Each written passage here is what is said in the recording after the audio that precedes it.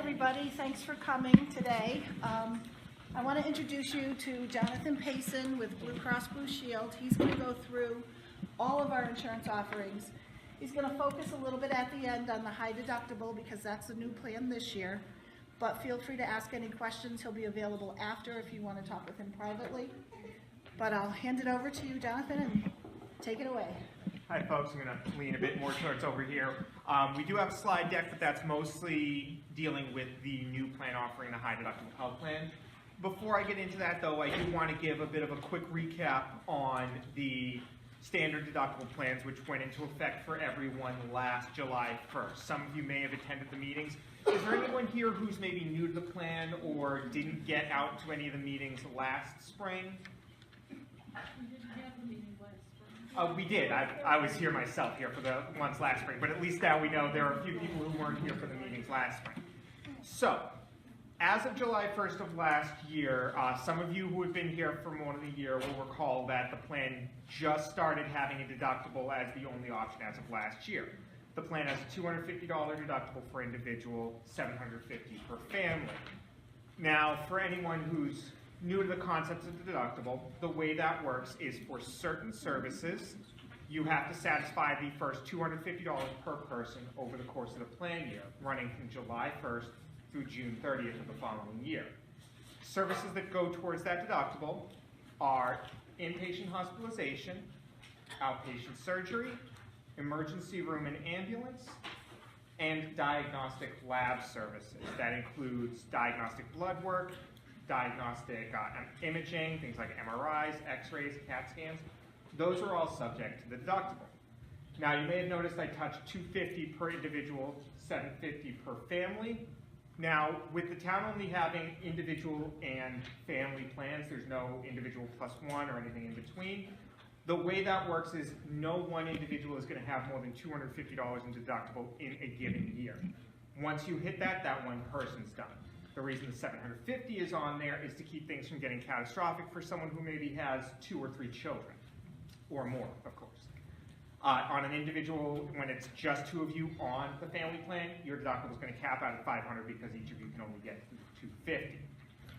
Now, in terms of the deductible itself, as I noted, not everything goes towards it. Your office visits are still just a flat copay. Your mental health services, still just a flat copay. Yearly routine preventative, your yearly physical, still no cost. Yearly gynecological, still no cost. Any services except for the ones I noted are just either a copay or no cost. The deductible only applies to that list of services. Now we do have documentation up at the front that we can get out to everyone after the presentation so you can look it over yourself. We don't tend to hand them out beforehand just because you might be thumbing through as opposed to paying attention to the conversation. A lot of you are teachers, you know how that can be. So, in terms of that's how the plan works, is basically you're only looking at that deductible for certain services and everything's outlined in the documentation as far as what those are going to be. Now, you don't have the deductible towards medication either. The last thing I really want to touch on with the standard deductible plan is something some of you may have seen, the out-of-pocket maximum. This one caused a lot of confusion last year in the multiple meetings we did for the Berkshire Health Group. Each plan has a $2,000 out-of-pocket maximum per individual, $4,000 out-of-pocket maximum per family. A lot of people would see that figure, and this got relayed to a lot of people, and say, oh, I have to pay that full $2,000. That's not the case. What that is to prevent something catastrophic from happening. When you go in for an inpatient hospitalization, it's subject to your $250 deductible, and it's subject to a $500 copay for the course of the visit. So that's $750 right there. Now, those are 2 separate things, deductible and copay, but those both go towards that out-of-pocket maximum. Let's say you have a really bad year and you were admitted as an inpatient at the hospital 5 times. Obviously, $500 each time is going to add up. If you hit that $2,000, you no longer have any out-of-pocket costs for medical services for the remainder of that year. You don't see it happen very often to people, but there are certain situations where it can happen. The example I tend to go with is my mother had a kidney transplant about 5 or 6 years ago. She was hospitalized 7 times over the course of one summer, admitted, discharged, before they finally figured out what was going on with her. $500 a pop adds up pretty quickly without that out-of-pocket maximum there.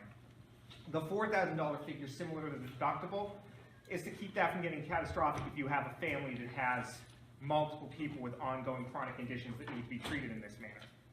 The overwhelming majority won't hit that out-of-pocket maximum. It is rare on any plan to hit that, but it is there to keep things from getting out of line for any one individual. You don't want to wind up in a bankruptcy situation because you're having a tough year. Now, does anyone have any questions? As I said, it's business as usual. There are no changes to this plan from last year, so most of you are going to be familiar with how it works. Does anyone have any questions up at the front on those? I do. Yes. So once you hit the deductible, whether you're on the 250 plan or the 2000 plan, do you still have to pay copays?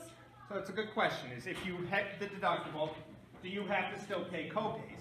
That depends on which plan. On the low deductible plan, the $250 deductible plan, yes, you will still have copays for your average services once you've hit the deductible. We'll touch more on the high deductible health plan and how that one works because it's not the same on that one.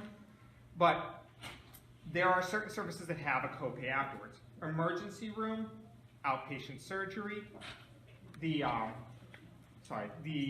high-cost imaging, MRIs, CT scans. Those have copays after you hit the deductible. Everything else, which basically amounts to ambulance and the standard testing, blood work, x-ray, those do not have a copay after the deductible. But both the deductible and the copays all go towards that out-of-pocket maximum, so you don't get into a situation where you're just capping out and going eternally if you have a really bad year. We did have someone last year who had a situation where they had to get MRIs on the monthly. An MRI is a $100 copay after the deductible, so if you're getting those monthly, that can add up. That's a situation where you, combined with other services, might find yourself hitting the out-of-pocket maximum. Most people, I like to think the overwhelming majority, do not need an MRI every month, so you don't find yourself in that situation generally. Most people are going to hit their deductible and then they're just paying their office visit copays, because beyond that, the average person isn't having more than, say, one ER visit or one MRI in a given year. Any other questions? Yes? Can you just break it down a little more simply for me? We have the old plan, Yep. which sounds like a lot of us are HMO, Right. not all of us. And now we're being offered this new plan, so we have a choice. So why would we go with the new plan? Like, what benefit does it have? Because to me, it sounds like we're going to be paying the $2,000 more and the $2,000 the district's giving us, and I'm just really confused about what this new benefit is. So we have a full slide presentation for that. So this is just kind of a preface for people who aren't familiar with the current plan, because it being a relatively new product to a lot of people. Right. The majority were not on the low deductible plan last year. So like my husband just got an MRI here and he got an MRI in Springfield. And we're getting these statements that are a little confusing. Okay. So we're paying $250 just for him? You're paying $250 towards the deductible for him on the current plan, and then $100 copay for the MRI after the fact. Generally, an MRI is going to cost more than $350, so if you haven't hit the deductible or haven't started the deductible before you have that, possible you may have already because we're relatively late into the plan year, but you would end up with a bill for the first one, $350, second one, $100, because the deductible's already been met for him. So regardless, you're paying $100 for an MRI. Until you hit that out-of-pocket Until you maximum. hit $2,000, you're paying Correct. $100. Yes, until you've hit that out-of-pocket maximum, you would be paying $100 for each given MRI. On the current line? Yes, on the current deductible plan, the one that everyone, literally everyone who is not on Medicare in the town, in the school district, is on this plan currently. Any other, yes, Becky. I went to see a specialist, and I got a notice from Blue Cross saying that the specialist is going to be sending me a bill for a technical So that's a good question. That's something that you sometimes crop up. I assume you probably had either an X-ray or an MRI, some sort of imaging test. What you have, and you'll see this sometimes with the deductibles, if you go for an X-ray, there's someone taking the X-ray and someone different reading the X-ray. Technical component is the taking of it. Professional component is the other end of that. That's the reading on it. If the technical component finished off your deductible, you're never going to see anything about the professional component. But if it was, say, hypothetically the first thing, you might see bills for both. Similar situation can happen in an emergency room setting. You go to the ER, the hospital is going to have their charge, but then the individual physician you're seeing might have a charge separately. You're unlikely to see that on the current plan because realistically, just the one or the other is going to finish off that deductible. But on the high deductible health plan, you might see a situation where you've got the hospital charge and the individual physician charge because they may not be directly affiliated. They tend to be billed separately in most cases in my experience. Anyone else? All right, so this is going to lead me to the kind of in-between point between the two that kind of segues. Is there anyone in here who's on either the Blue Care Elect or the Blue Choice plans, or is every single person in here? That's the PPO, right? Yes, the PPO is the Blue Care Elect. So we only have, is everyone else on the HMO? Sounds like.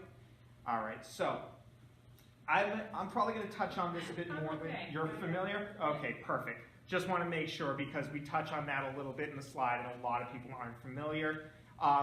The overwhelming majority of you should be on the HMO. The PPO and POS are really only useful in situations where you have a dependent who's out of state or you are an early retiree who moves outside of New England. If you go down to Connecticut, up to Vermont, you're still fine in either way.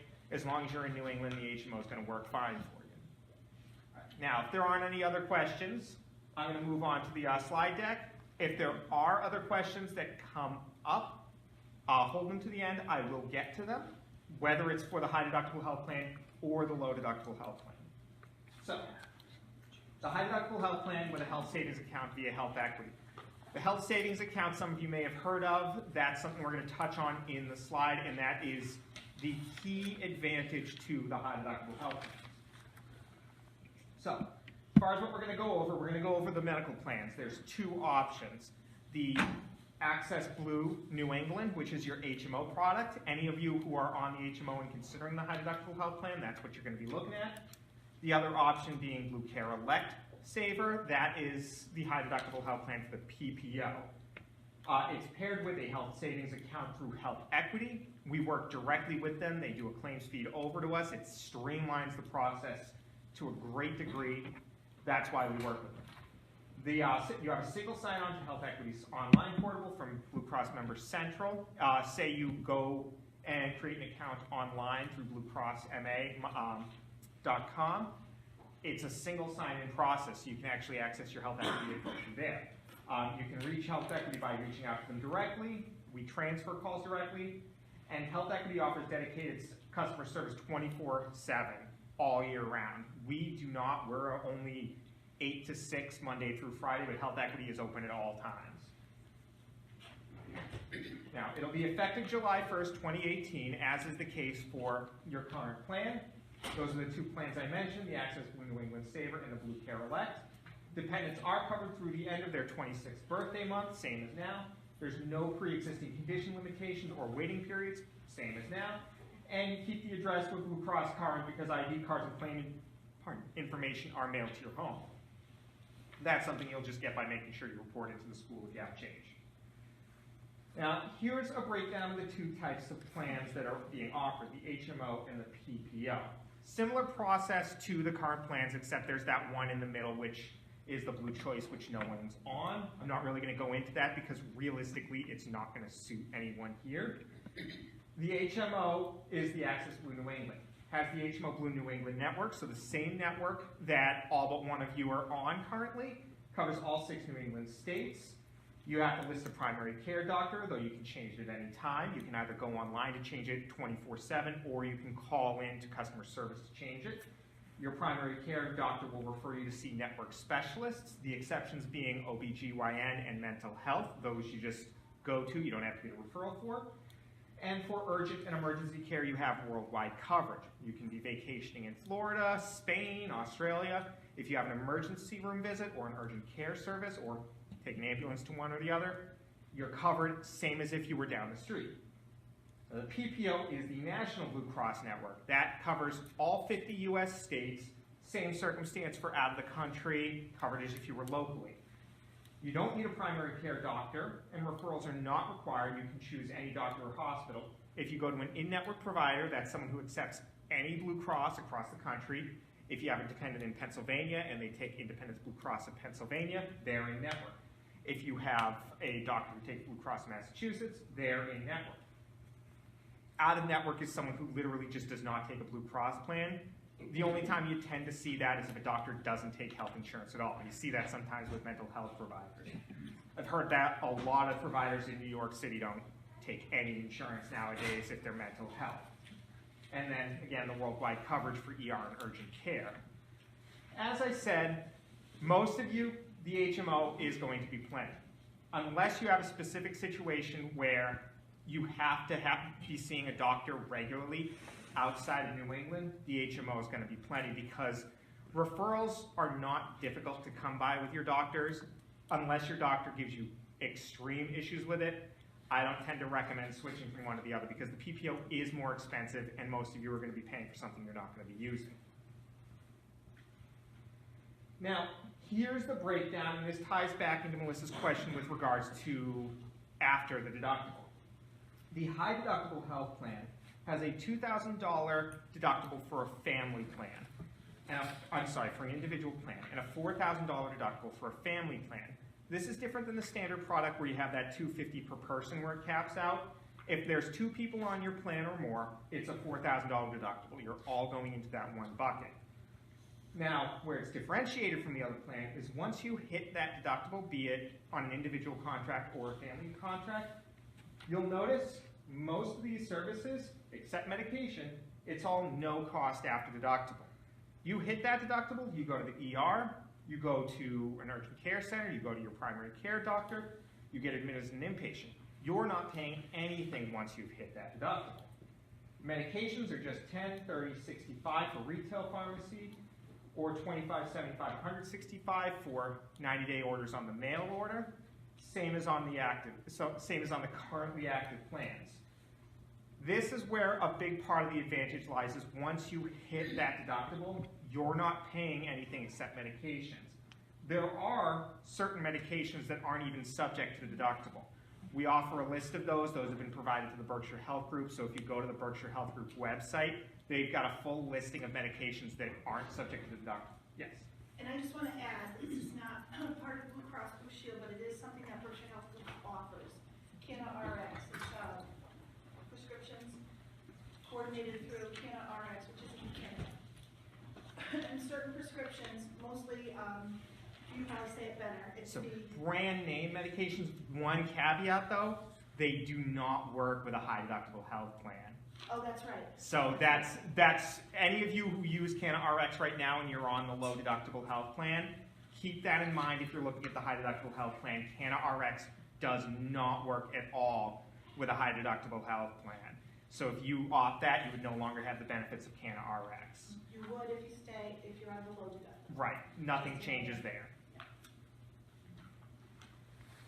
So, continuing on, a lot of zeros here, physical therapy, prosthetic, diagnostic, etc., etc.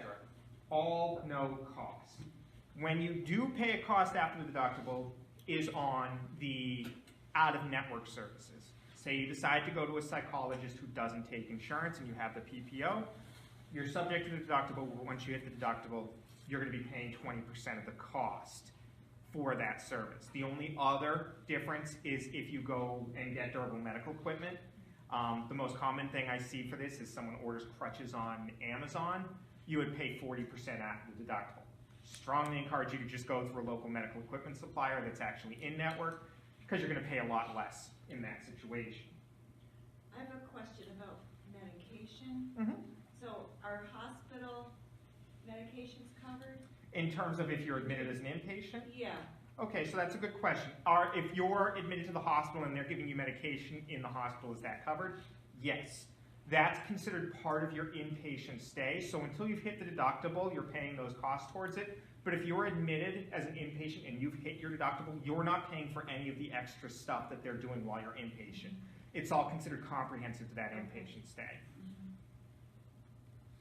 Okay. So there are out-of-pocket maximums as well of $5,000 and $10,000 per individual or family contract. Realistically, no one's going to hit that. We have that on there because legally we have to. But in terms of that, once you hit that $2,000, $4,000 on medical, because you're not paying anything after the deductible, all that's going towards that is medications. And with the most you can spend for a given medication being $165 for a 3-month supply, covering that $3,000 to $6,000 gap is nearly impossible to do. So keep that in mind. This exists. It's to keep things from getting catastrophically out of hand, but I don't think I've ever seen someone actually hit it on one of these plan designs, and we've had this in effect for a few town groups for a little while now. Now, this is tying into the question about what is the advantage of the high deductible health plan over the low deductible health plan. Depends on the person, but the health savings account is what differentiates the two. It is a tax advantage account allowing you to put money aside to pay for qualified medical expenses now and in the future. You own the account. It's yours. It's not like a flex spending account where you use it or lose it. You control the money. You can use it for eligible expenses, save it for a later date. You can use it for you, your spouse, and your eligible tax dependents. That eligible tax dependence is an important key factor. If you have a college-age dependent who moves away, maybe you're not claiming on their taxes yet, but they're still on the plan because they're under 26. You actually are not able to use their HSA dollars for that dependent unless you are claiming them on your taxes. Now, has potential for what's known as triple tax savings at the federal level. HSA contributions aren't subject to federal income tax, only subject to 2018 state income tax in Alabama, California, and New Jersey. Not going to affect the majority of us. Tax-free earnings on dollars accumulating in the HSA, and tax-free withdrawals for qualified medical expenses. Putting that in more layman's terms, you're not being taxed on this money. When it goes into your account, it's pre-tax. When you take it out, as long as you're taking it out for qualified medical expenses, you're not paying taxes on it. It's portable. You keep the money in your HSA even if you go to another job.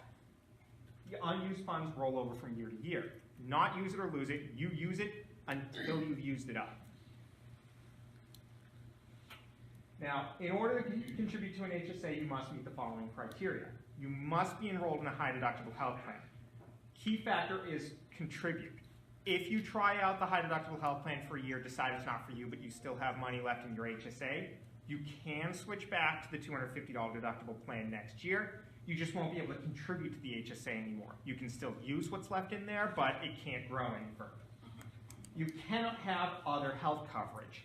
This is an IRS regulation. That includes Medicare. That includes Medicaid, Mass Health. That includes a private insurance through a spouse's employer. You can only have the one health insurance. You cannot be listed as a dependent on someone else's tax return. This plays into the detail I was getting into about over 18 dependents who might still be on the plan. They can actually buy their own HSA in those instances, but they'd be on their own for that. You cannot be active in the military. Military insurance is usable at the VA, so you can't actually enroll in it. You can't actually fund dollars into that if you're active military. And you cannot be enrolled in a full scope FSA, including through a spouse's plan, or have an FSA balance that's got its grace period. So if you have an, yes. Going back to your point about if you go back to the low deductible, then you can't access the HSA funds. So you can access the HSA funds, you just can't put more into it. Can't put more into it, you can still access it. And then if the following year you decide I'm going to try it one more time, Yep. Then you can start rolling money back in. It's your account, you start rolling back into it. Yep, exactly correct. So again, if you have a high deductible health plan, you can roll money into the high deductible health plan. It's when you're not on it that you can't put money into it. You can spend it at your leisure, you just cannot put money in it unless you are on an active high deductible health plan and you don't fit any of these criteria.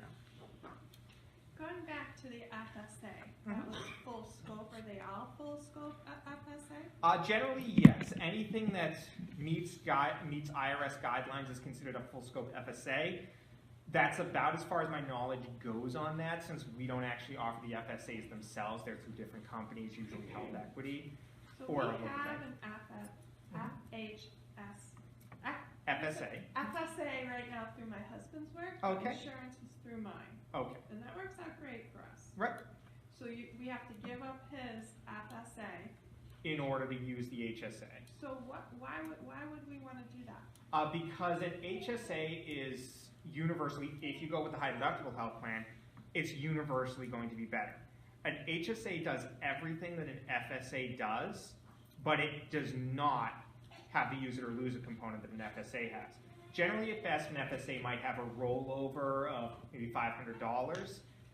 That's all you can carry over from year to year. Anything over that, you're going to be out that money.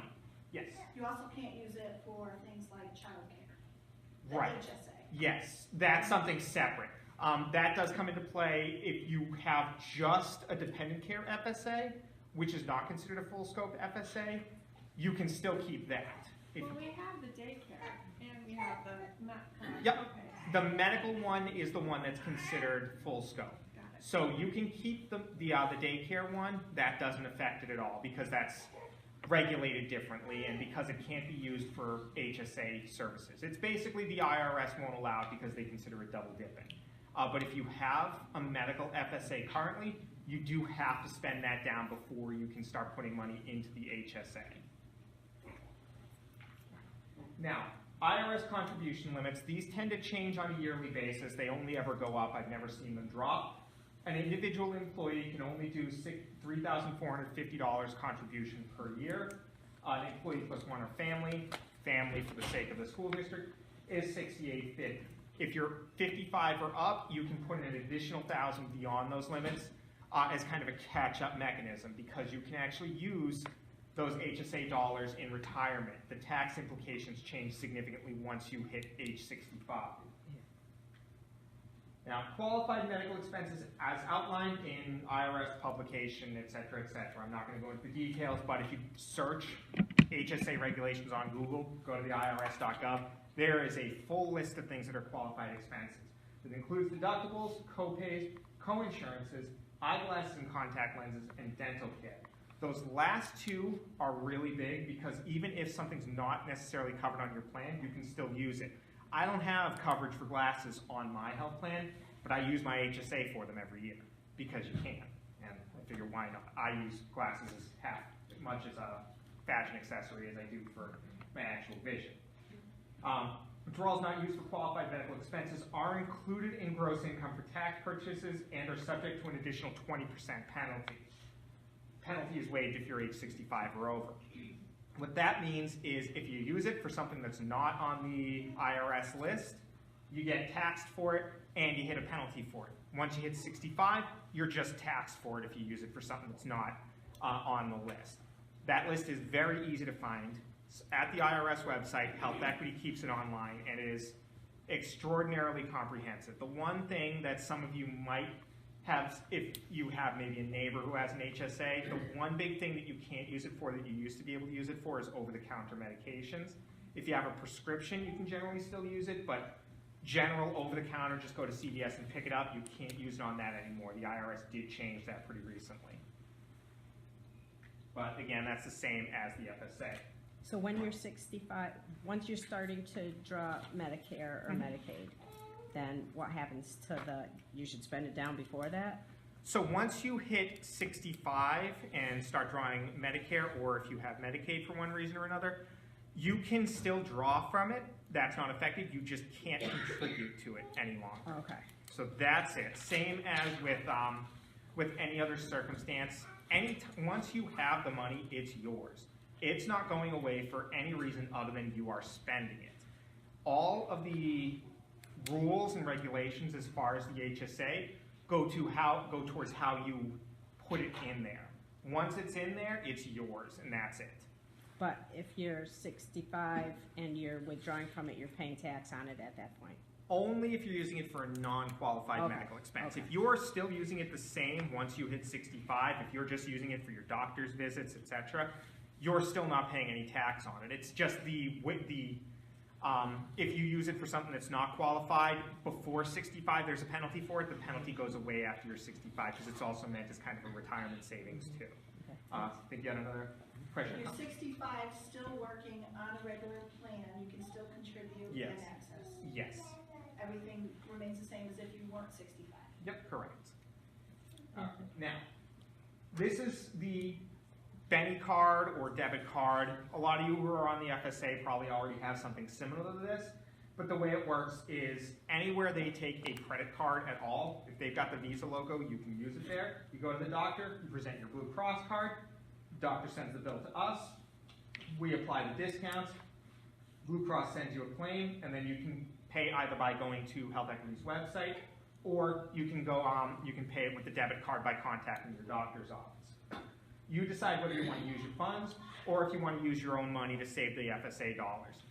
Depends on the circumstance. I have a medication that costs $1.90. If I've forgotten my card at home, I'm not going to bother. If I've got my card, I use it. You can still submit for reimbursement though if you forget it. That's the only time you have to bother keeping a paper trail on it is if you use it and need a reimbursement for one reason or another. The most common circumstance you're going to see that is at the pharmacy because they charge you at the time of the visit. Most instances, if you go to the doctor, go to the hospital, ER, they're just going to bill you after the fact because they're not going to know exactly where you are on your deductible at any given point, and they're not going to necessarily know what the cost of the service is going to be until they build it. So the way it's always going to work is you just give them your Blue Cross card at the time of the visit.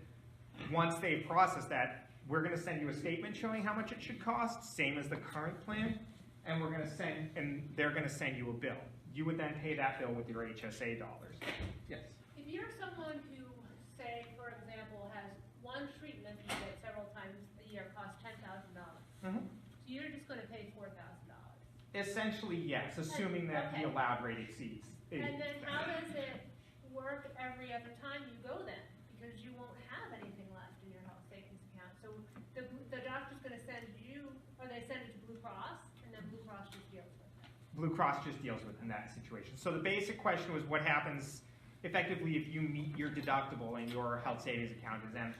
Yeah. Now, in a case where your deductible is done, that's it. We're just going to pay it, and the doctor's not going to have anything left to send you. It's taken care of because it's covered in full after the deductible. You can also put in more in the HSA than what you have for a deductible. But you shouldn't need to, right? Shouldn't Because- technically need to, but it doesn't hurt. Myself, I have a $4,000 deductible, and then I also have 10% after the deductible for services. Why would that be? It's just how our plan is designed. Oh, it's not that, that's not our. Nope, that's not your plan. That's just what I have. So I've only met my deductible once in about 8 years on a high deductible health plan. So I just take the money my employer offers, put it in the HSA year to year, and it just builds. It maxed out. We had like $6,800 in there at one point that was built up over a few years. You can always keep putting money into it. That's actually a detail about the HSA that's nice over the FSA is you can change your contribution at any time. If you have a rough year and it looks like you're gonna get short on funds in there, it's March and you're looking low and you want to up your contribution, you can do that. You're having a really good year and you're not coming close to touching your deductible and you decide you want to dial it back, you'd like an extra $30 in your check, you can bring down that contribution. Yes? But when you say you can contribute more to your health savings account, there's the max that you can contribute. There is the max, per yes. year. Yep, per year. You can't hit that deductible and then add Well, to that. you The can, IRS because the max is $3,800 for an individual contract, $6,000 something for a, you can't hit the out-of-pocket maximum, but you can hit the deductible on that. Because if you've got a family account, the max amount that can go in there is way higher than your actual deductible is. So if you, in theory, wanted to put in more money on that, you can. You could put in more money than, say, a family put in 6,900, you could put in more than that? You can't put in more than that, but for you guys, your deductible is only $4,000. So you can max out your deductible on the health savings account if you so choose. The school district is going to front you, is it $1,000 per an individual contract, $2,000 for a family contract? Yes. So the school is going to front you that money, and that's a big part of the advantage to it. You're essentially, for the time being, halfway towards the deductible just from what the school's offering. If you decide to, excuse me, take a difference in premium between the low deductible plan and the high deductible plan and funnel that into your health savings account for the first year, if you have a good year, you're ahead. If you have a bad year, you're at worst breaking even. But if you want to go above and beyond that in a given year, because all you're maxing out at is that $6,850 if you have a family contract, because that's the highest you can contribute to the HSA, you can't conceivably get to that amount of money that you'd be spending out of pocket unless you're getting a lot of out-of-network services and utilizing the PPO. Right, but you couldn't go ahead of that and try to get ahead for next year. No, you could not go ahead of that, but next year you can continue to roll in and get that. And the $2,000 is only this year. I don't know. How long you, do you, School is can that, be voted for the first 3 years of the plan, and then they'll reassess. So does that become a contract issue then? that would be a collective bargaining thing Yeah. going forward. Yeah. You had a follow-up, or were you just going to address that? I was going to say, you have the max of 6,800. Yep. Unless you're 55 or over, and then you have an additional 1,000 that you can Yes. contribute, right? That's correct. If you're over 55, you can put in 1,000 more than the standard allowance as a catch-up mechanism because of the use of it after retirement. But again, unless you want to get really far ahead of it, which I wouldn't necessarily encourage because you're not likely to use that up in a year. If you really want to get ahead of it, you can wait until the next year and put in another $6,850. Even if you've had a really bad year, you're still going to be ahead by about $8,000. So Melissa, is that $1,000, this might be a stupid question, sorry. Is that $1,000 per year from the Yes. district Yes, for 3 years? yes. Thank you. Yeah, which can be a really good way of front-loading that HSA. A lot of companies will contribute something. 1,000 for an individual, 2,000 for a family is literally the maximum that an employer is allowed to contribute by Blue Cross. We won't let them contribute any further than that for these high-deductible health plans in order to get them. Now, in terms of the pharmacy, slightly different because when you go to a pharmacy, they're going to know exactly what services are going to cost and they can check your deductible in real time. So you go to the pharmacy, you show your card, pharmacy's going to apply the discounted rate, and then you pay with the HSA card right then and there. Pharmacy bills us, we apply the amount to deductible, you don't have to do anything really. Depends on the medication, realistically it can depend on the day, how much that medication is going to cost. Some medications, generics, just cost a low amount. If you're on a $9 generic right now, you're probably going to be paying about the same because those are just really low cost medications. If you're paying less than your copay, say you have a medication that costs a $25 copay, but you're paying $20 for one reason or another, you're still going to be paying that $20. You can also utilize pharmacy discount programs, things like that. But the big thing is you will be paying the cost of that medication until you hit your deductible, but you can use the HSA to pay for that. Now, investment options to grow HSA funds. Now, bear with me, this isn't my strong suit. This is something that's mostly through health equity, but they are insured by the FDIC. It's a full deposit account, and you have investment opportunities with it. If you have more than $2,000 in your HSA, you are able to invest that. They use mutual funds that are available for investment. They have conservative options. They have aggressive options. Brief overview of each mutual option is at Health Equity's website. The mutual fund investments are not insured. You just have to make sure you are maintaining at least $2,000 in there. So if you have $2,500, you can invest $500 in that. You can stop that if you want and liquidate it back into the account. But it is something you do have the option to do. It's up to the individual whether they want to do that or not. It's completely optional. Right, so you could lose that money. Yep, you could absolutely lose that money investing, same as any other investment. Excuse me. Reimbursement options include the debit card for immediate payment at pharmacies or doctor's offices, You do online distributions, you can go to the Health Equity website and you can set up to actually pay to the provider through that, or you can do a manual reimbursement request where you can submit a manual reimbursement request. The manual reimbursement is the only real situation where you have to keep track of a receipt for it because you need to be able to prove that it's a medical expense. If you're going through the online distributions of the debit cards, both of those have methods of tracking and verifying that it's a qualified expense. So you don't have to worry about holding on to receipts or holding on to bills. By all means you can. I do. I'm always wanting to hold on to stuff like that, and I've got a filing cabinet and may as well use it. But the manual reimbursement requests, the only way we have of verifying that's qualified is by virtue of a receipt. You don't tend to run into that often. The only times you're going to see that are if you're going to a doctor who does not accept credit, or if you don't have your HSA card and you pay cash or through a check or something along those lines. You just get the reimbursement from Health Equity. Now, one thing that comes into play with that too that a lot of people ask about is it's different from the FSA in the sense where when you start an FSA, you have immediate access to those funds, even though it's staggered over the course of each pay period. HSAs do not do that. You don't have access to money until it's actually put in there. So if you stagger it over the course of the year, you don't have access to that money until it's in there. Now, is the school front-loading that? Yes. Okay, so the exception being that the money that the school is fronting in, that $1,000 or $2,000, that's accessible immediately. A lot of times when a school does that, it's basically to offset that issue of if you have something in those first few weeks, it becomes kind of a pain. Now, as long as the service is happening within the time frame that you have the HSA, you can still go back and reimburse yourself. Say you have a $500 bill July 2nd, and then you don't have that money in there for one reason or another.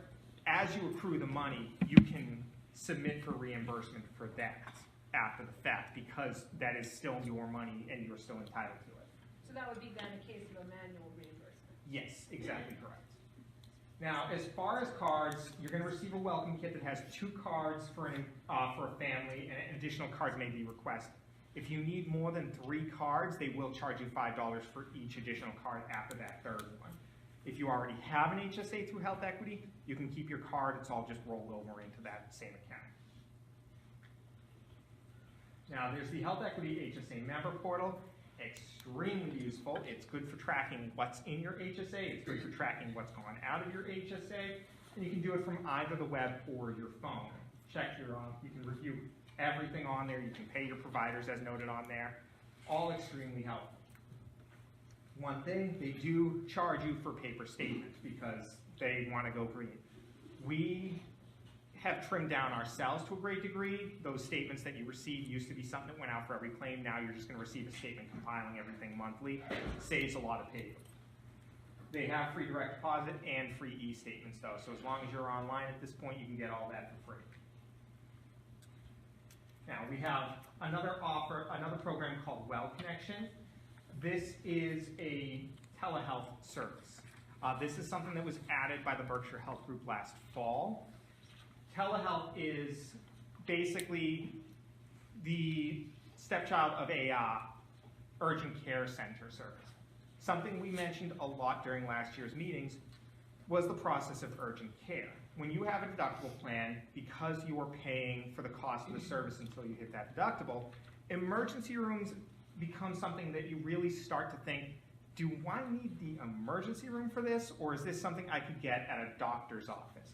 Strep throat is the one I fall back on a lot when giving these examples.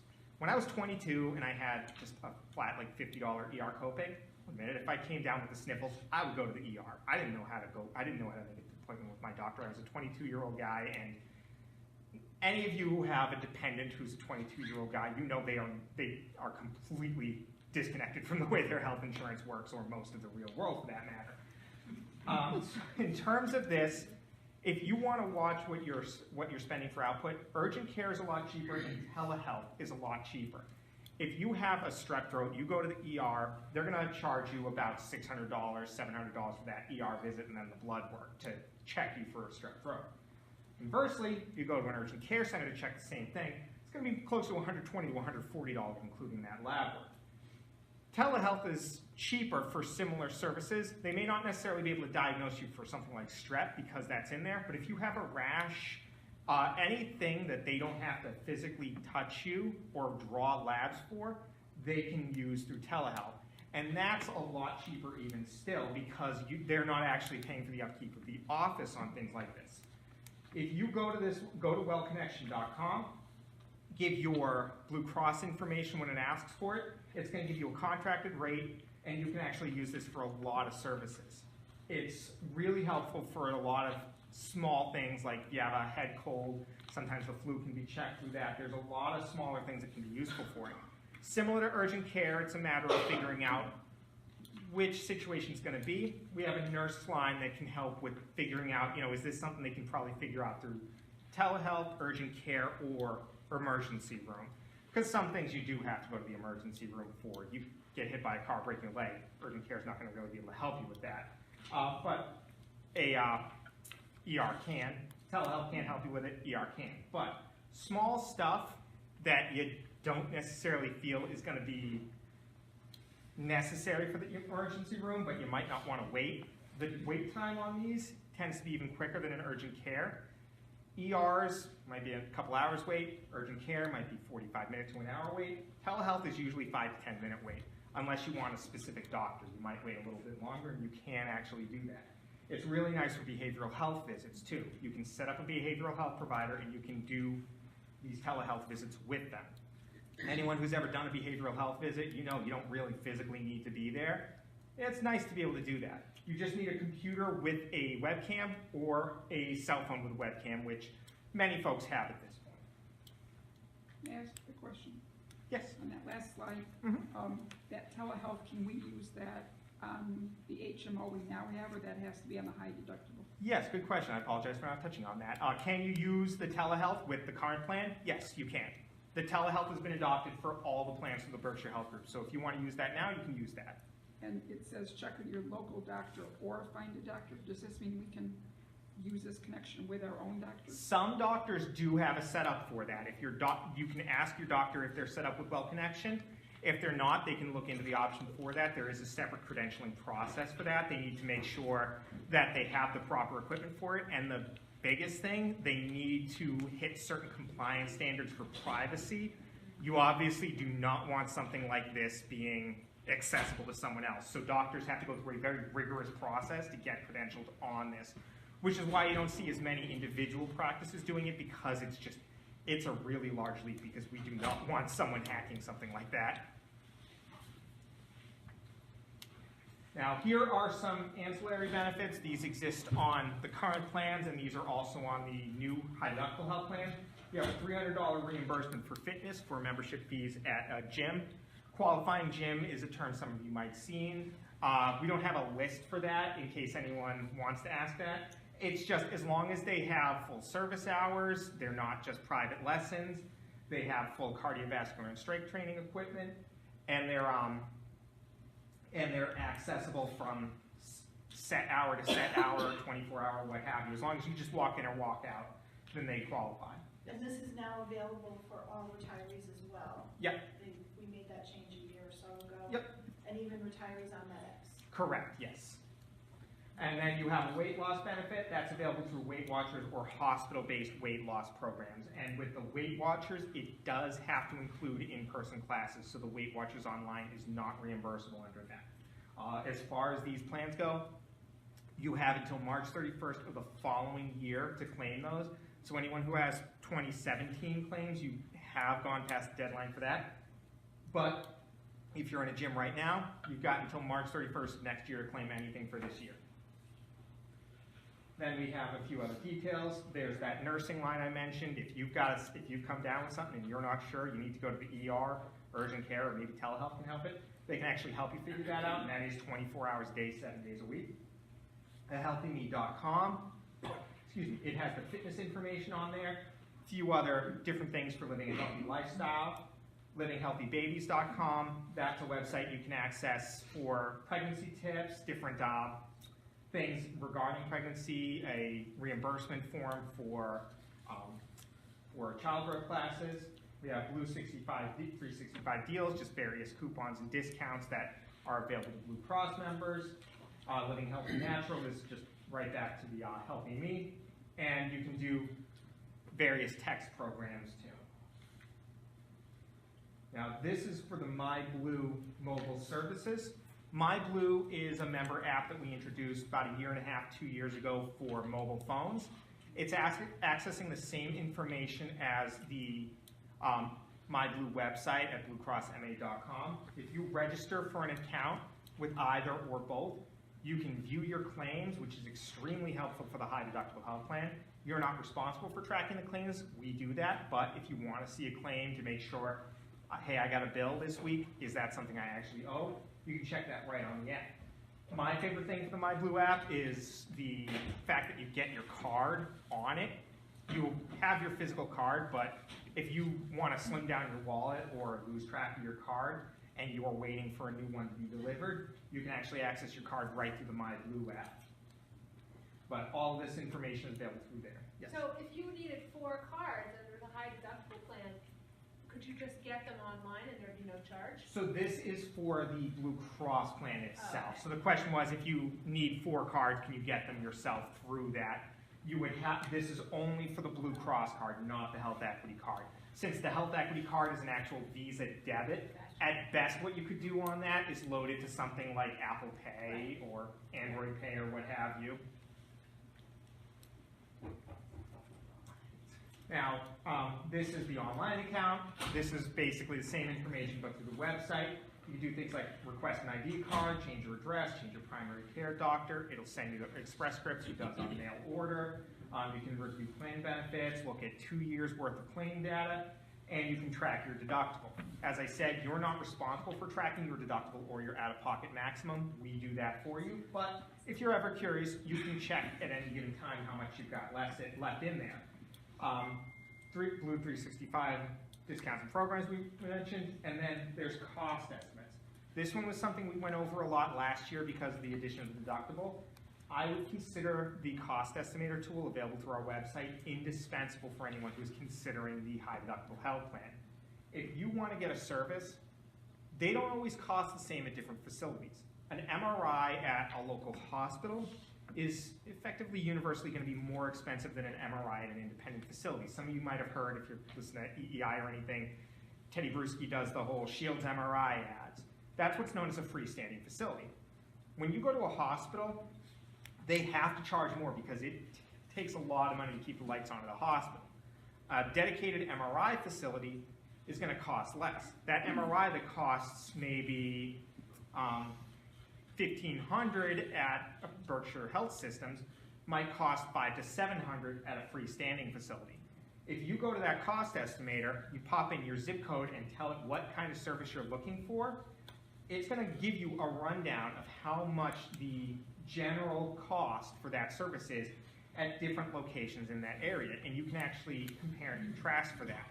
It's really helpful for trying to save a bit of money on things like that, because you might have a condition where you have a specific doctor you want to go to for everything, hell or high water, but if you've got something like an MRI or an X-ray that needs to be done, by and large, the quality of that isn't going to differ from a hospital through an independent facility, and you can usually save hundreds of dollars on something like that, and that tool is great for figuring that out. Yes? I don't know if I'm getting ahead of myself, but could you speak to the difference in premium for the high deductible plan versus the other plans?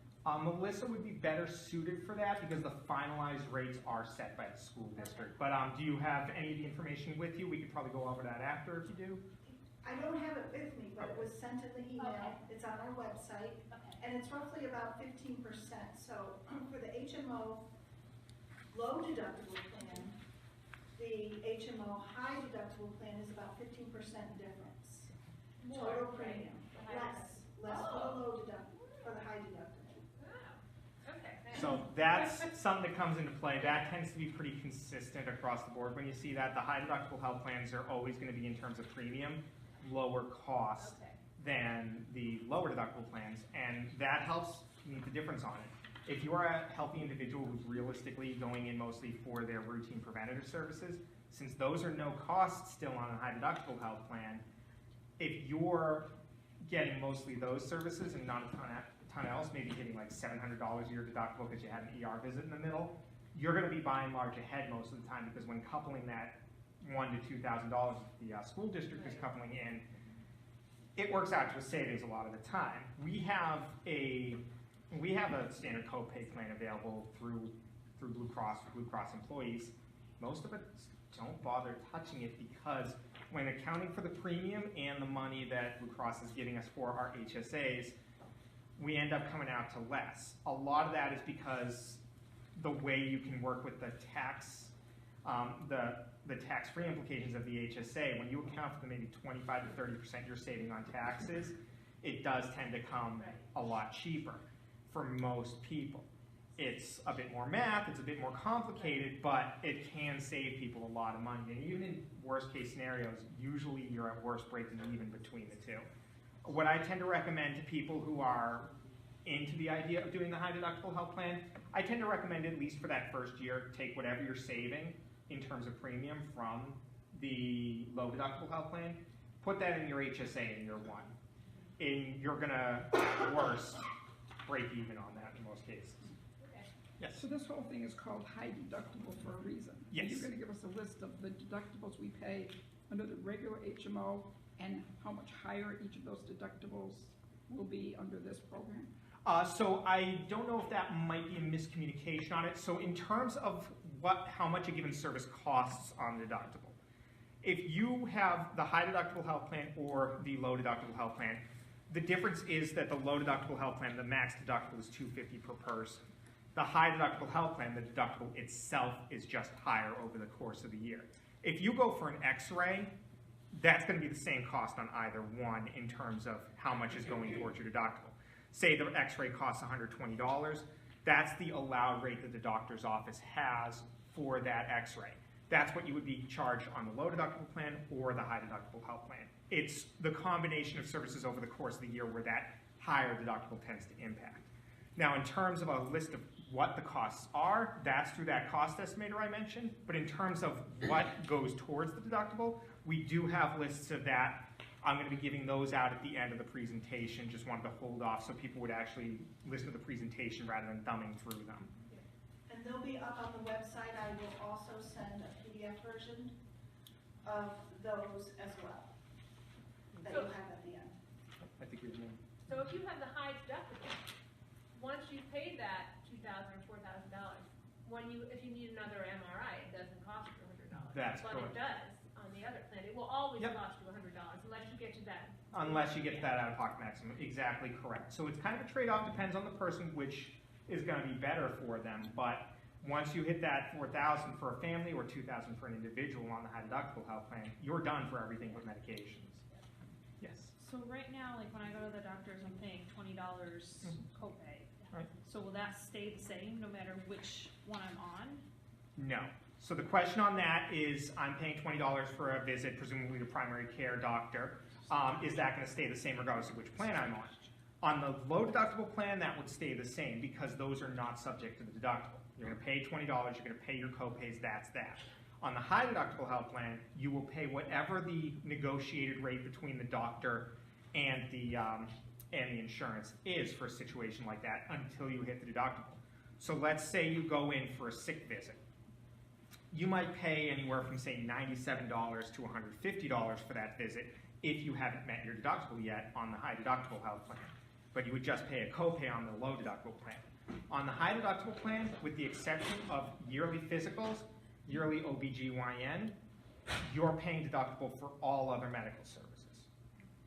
And, lab services associated with those. So, say you have a yearly mammogram as part of your OBGYN visit, yearly lipid profile, cholesterol profile as part of your routine physical. Those are no cost as well. Anything that's mandated by the Affordable Care Act as has to be covered in full on a high deductible health plan will be covered in full on these. And for anyone who springs to the next question of that, what happens if the Affordable Care Act changes? We've got local stuff that keeps the same stuff in effect. So not likely to be changing in Massachusetts anytime soon. Yes? Is there like someone you can call or talk to ask about specific things? Like, I get infusions that are $10,000. Does that count as a as a medication, or is that part of it? You know what I mean? Like, 'cause that would make a big difference if that Yes. is still you know. So in terms of the question of is there someone I can ask more specifics on in terms of specific situations?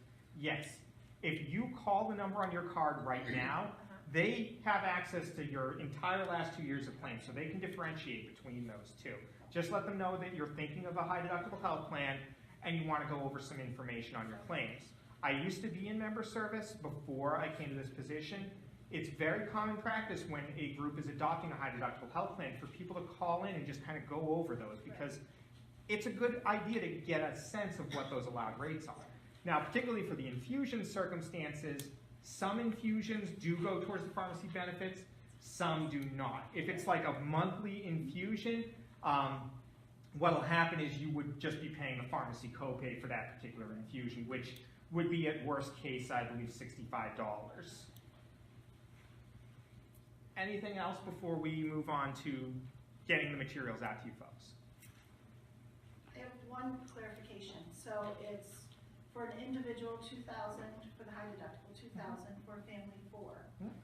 If is it 2,000 per person up to 4 in the family plan, or is it 4,000 no matter? Two people have to meet. So that's a good question. It's Any one person can meet 4,000. Right, exactly correct. So on the high deductible health plan, that is different than the low deductible health plan.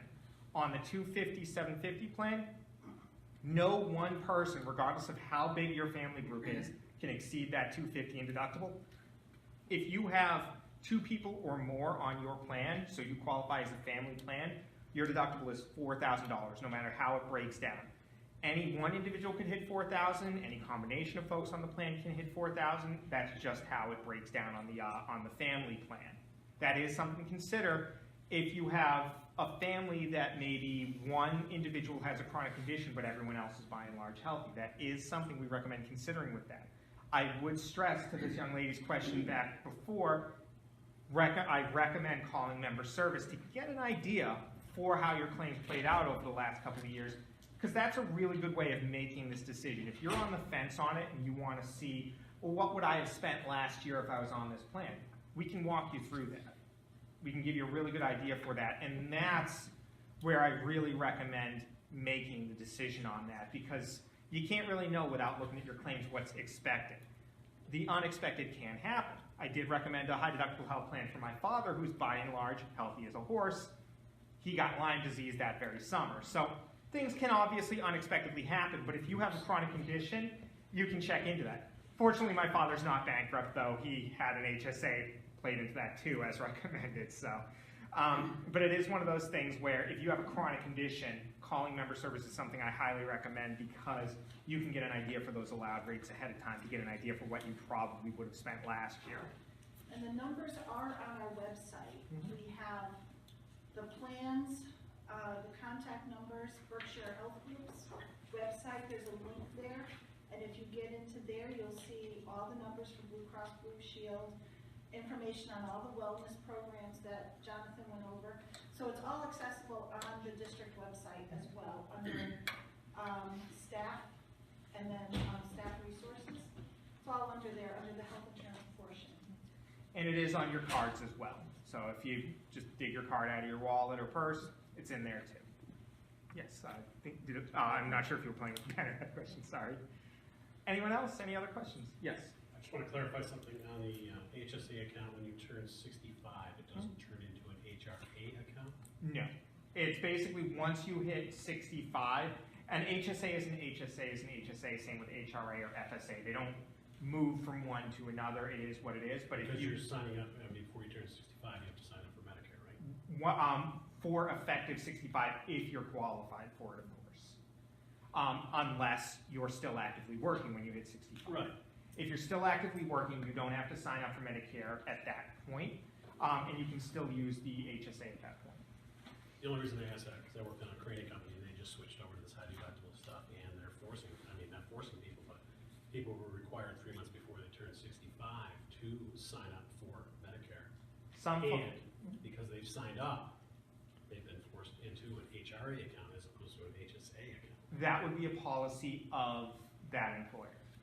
So when you're with one employer or another, there are different policies that come into play, particularly with things like HSA and HRAs. Since that's not administered by Blue Cross, the town kind of can do what it wants within the bounds of IRS regulation. And since the IRS will let you, towns tend to have richer benefits and better circumstances for a lot of things like this. As you noted with that private industry job, they started doing the high deductible health plan a lot earlier. Towns and school districts are some of the last to adopt these. These have actually been around for a decade and a half. A lot of people in Massachusetts didn't see them beforehand because Massachusetts was one of the last places to start seeing them. And then likewise, schools and towns were one of the last places in Massachusetts to start getting these kind of plans. People who work for national employers might have been on one for a while, but you're seeing it more commonly around towns now. A lot of municipality groups in Massachusetts have been adopting these en masse in the last 2 years, is what I've been noticing. But in terms of something about being forced onto an HRA, that would be up to that employer. They made it sound like it was a IRS. Part of it might come into play with arrangements they have in terms of how the plan is set up, but the school district isn't set up in any manner like that. Can I just add something? Pam, correct me if I'm wrong, but if you're working and you're 65, you're still going to have to go to Social Security 3 months before your 65th birthday and sign up. You can defer it, and as you're working, you stay on the active, what we call active plans, before you move to the MedX, and you would move to MedX when you retire. Correct. I mean, once you're on the MedX, the HSA doesn't come into play a lot to begin with because you don't really have much in the way of out-of-pocket costs once you're on the MedX. But yeah, that's the point where you would make changes. Anyone else? All right, now the school district did send electronic versions of the materials to everyone, so anyone who has those, there's nothing here that you don't already have, but by all means, we've got materials up here. Anyone wants to collect them. There are 5 different plans. There's the currently active HMO Blue New England, Blue Care Elect Preferred, which is the PPO, and Blue Choice, which is the POS plan. There's also the 2 new plans, the Access Blue New England Saver, which is the high deductible health plan for the new plan. And then there is the Blue Care Elect, which is the PPO for the new plan.